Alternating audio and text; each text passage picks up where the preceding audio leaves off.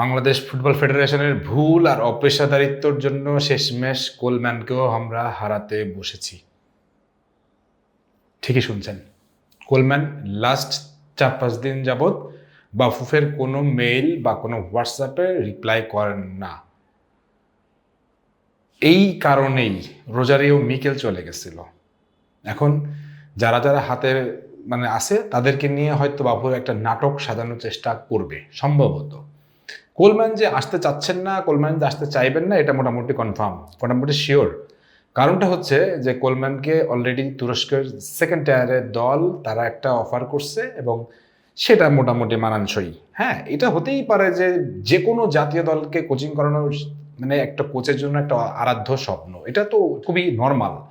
কিন্তু সেই স্বপ্নটাকে আমরা খুব হেলায় হারালাম।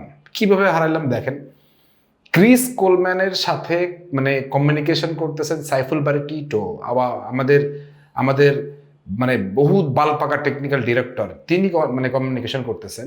আমি জানি না তিনি কি ধরনের কমিউনিকেশন করছেন, এবং তার নামে এই ধরনের গুঞ্জনও আছে যে বাংলাদেশ ফুটবল ফেডারেশন যখন টেকনিক্যাল ডিরেক্টরের জন্য বিজ্ঞপ্তি দিত, যেসব সিভি আসতো তিনি ইমেল থেকে সেগুলো হাওয়া করে দিতেন এবং সেগুলো বাংলাদেশ ফুটবল ফেডারেশনের সভাপতি পর্যন্ত পৌঁছাতে দিতেন না, এবং যা পৌঁছাইতো সেগুলোকেও তিনি খুব খারাপগুলোকে পৌঁছাইতেন যেন সেগুলো মানের না, এগুলো বোঝানোর জন্য। তো সেই লোক যখন কোলম্যানের সাথে যোগাযোগ করতেছে তখন পজিটিভলি যোগাযোগ করবে এটা আপনি কিভাবে ভাবতেছেন? পজিটিভলি যোগাযোগ করবে এটা আপনি কিভাবে ধরে নিচ্ছেন? পজিটিভলি তো আপনি যোগাযোগ করবেন না, কারণ ওনার তো খায়েশ আছে এই ফুটবল একটা সিন্ডিকেট করা, এই খায়েশ আছে একটা ছড়ি ঘোরানো, এই খায়েশ আছে এখানে একটা মাতব্বারি করা, এই খায়েশটা তো তার আছে।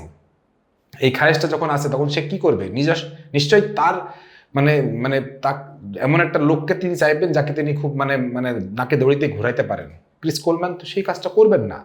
ক্রিস কোলম্যান যখন বলছিলেন যে তার টোটাল টিম নিয়ে আসতে চান, এবং তারপরে যখন অনেক দিন পার হয়ে গেল তখন আমার মোটামুটি একটা সন্দেহ হচ্ছিল যে ক্রিস কোলম্যান আর আসবেন না, কারণ বাংলাদেশের এই অপেশাদারিত্ব তো কেউ মেনে নিবে না, কেউ মানবে না, কোনো কোচই মানবে না।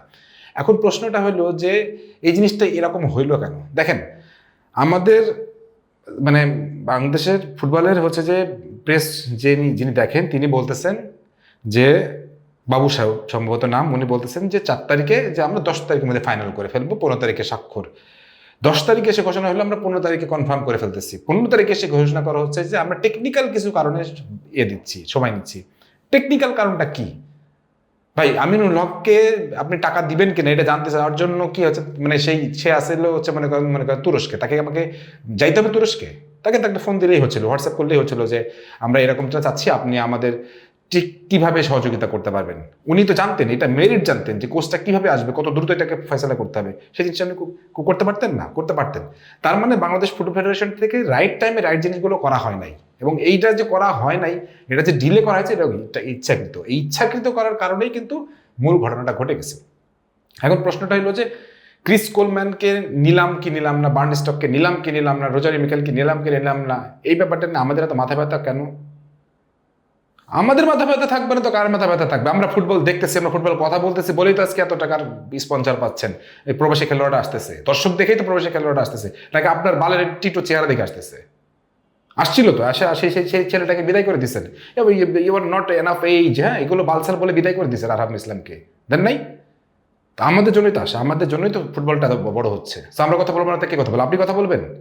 আপনি এসে সবার পক্ষ থেকে আপনাকে দায়িত্ব দিয়েছে কাজটা করার জন্য, আপনি করতে পারেন নাই? Just get out, just get out, সবগুলো ফুটবল ফেডারেশন থেকে গেট আউট হন। বোঝাই যাচ্ছে যে বাংলাদেশ কোচের এই সমস্যাটা আর সমাধান হবে না। দেখেন, এই জিনিসটা অন্যান্য ফেডারেশন কি করে? অন্যান্য ফেডারেশনগুলো হচ্ছে যে অনেক আগে থেকেই এটা একটা পরিকল্পনা করে, তারা সিভিগুলো নেয়, স্ক্রুটিনি করে, তারা কমিউনিকেশন করে, তারা একটা প্রসেসের মধ্যে দিয়ে যায়। হ্যাঁ, আমাদের অত বড় ফেডারেশন, আমরা ওই প্রসেসে যাইতে পারবো না, দ্যাটস ট্রু।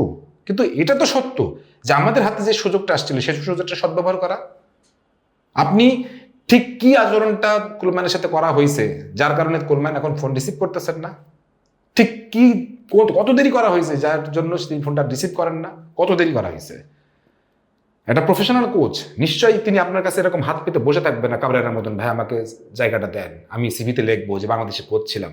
ভাই, বাংলাদেশের চেয়ে অনেক বড় কোচ তিনি হয়ে আসছেন, ওয়েলসের কোচ ছিলেন, ওয়েলসকে 8 নম্বরে তুলছিলেন।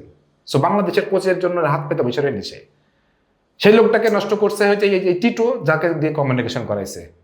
যখনই তার টিম নিয়ে আসতে চাইছিল তখনই যদি আপনারা বলতেন যে yes we are ready and we are open, আপনি জাস্ট রেডি থাকেন, আমরা যে কোনো সময় আপনাকে মানে ডেকে নিচ্ছি, হয়তো। কিন্তু আপনারা নিশ্চয়ই এমন কোনো তাকে কথা বলছেন যেই কথাগুলো তার পছন্দ হয় নাই। এই ভেতর নিউজগুলো তো আমরা পাবো না, পাবো কিছুদিন পরে পাবো, কিন্তু বাস্তবতা হলো যে ক্রিস কোলম্যানকে আমরা আর পাচ্ছি না, এটা আমার কাছে মনে হচ্ছে যে মোটামুটি ফর শিওর। এবং সম্ভবত সম্ভবত মানে মন্ত্রী সাহেব নিজেও লজ্জা পাচ্ছেন এই কথাটা তুলতে, বা তাবিতা হচ্ছে তুলতে লজ্জা পাচ্ছেন। লাস্টলি আমার কাছে মনে হয় কোনো একজন কোচকে নিয়ে আসা হবে এবং এমন একটা নাটক করা হবে যে ক্রিস কোলম্যান আমাদের জন্য যোগ্য ছিলেন না, উপযুক্ত ছিলেন না, আমাদের জন্য অমোঘ যোগ্য। এবং সম্ভবত বার্নস্টকও যোগাযোগ করতেছেন না, বার্নস্টকও আর আগ্রহ হারাই ফেলছেন। এটাই তো হবে ভাই, এই টিটুর মতো বাল ছেলেরা যখন এইসব দায়িত্ব থাকবে তখন তো এটাই হবে। আপনি যে কোনো আমাদের যে কোনো একজন লোকের দায়িত্ব দিলে আমরা এটা ফাইনাল করে দিয়ে আসতে পারতাম। টিটুকে দিয়ে আপনি ফুটবল কি বোঝাবেন? ক্রিস কোলম্যানের কাছে জিজ্ঞাসা করবে যে আপনি 3-4-2 না 4-2-2 বা 4-3-3 কোনটাতে খেলা? হ্যাঁ, না না না, এটাতে একটু বেশি ঝামেলা আছে, এগুলো আপনি ওনাকে শোনাবেন? এগুলো উনি ইন্টারভিউ নেবে? ক্রিস কোলম্যানের ইন্টারভিউ নিতে পারে টিটু? কখন সম্ভব এটা হয়? সো ভাই, যা হবার হয়ে গেছে। বাংলাদেশ ফুটবল ফেডারেশনের যারা ফ্যানরা আছেন, আমি শুধু এটুকু বলতেছি, আমার মনে হয় কোলম্যানকে পাওয়া হচ্ছে না, ভালো কোচ আর এই জন্মে আশা করেন না। আপনাদের এখন আমি সত্যি বলতেছি, আপনাদের মনে হয় এবার রাস্তায় নামা ছাড়া কোনো উপায় নেই। এখন রাস্তায় নামা বলতে আমি বোঝাই যে সহিংস অহিংস কোনো আন্দোলনই দরকার নেই, জাস্ট বাফুফের সামনে গিয়ে বসে থাকেন কয়েকটা ব্যানার নিয়ে যে এই দুর্নীতি, এই সিন্ডিকেট, এই অচলাবস্থা চলতে দেওয়া যাবে না, দ্যাটস ইট। এরপরে বাকিটুকু যা হবে দেখা যাবে। কিন্তু বাংলাদেশ ফুটবল ফেডারেশনকে বলতে চাই, আলবিদা ভাই, আলবিদা। আপনাদের দিয়ে আমরা আর কিছু আশা করতেছি না, আপনাদের দিয়ে আর কিছু আশা করবো না, দ্যাটস ইট, এখানেই শেষ। আর জীবনে কিছু আপনারা বাংলাদেশ ফুটবল ফেডারেশন নিয়ে আর কিছু আশা করতেছি না। এবার আপনারা যদি কিছু বলতে চান বলতে পারেন, কমেন্টে জানাতে পারেন। সব ভালো থাকেন, সুস্থ থাকেন, আল্লাহ হাফেজ।